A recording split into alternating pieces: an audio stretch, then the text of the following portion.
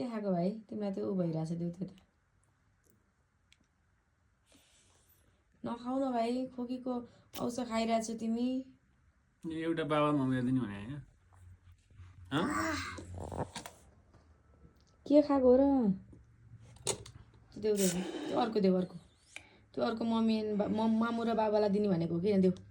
देऊ प्लिज त्यो पकेटमा भएको देऊ त अर्को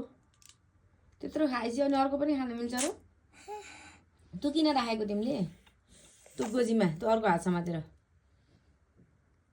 खोकी लागिराखेछ भने चाहिँ के गरेको होला है बेटा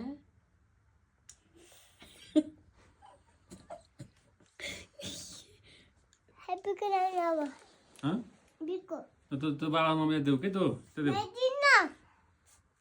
क्या नि त्यो अब के गर्ने हो होइन नि बाबा मम्मीले खान मन लाग्यो कि देऊ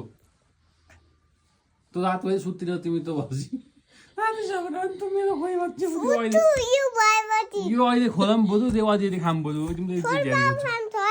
ल पहिला बाबा मम्मी खाने नि है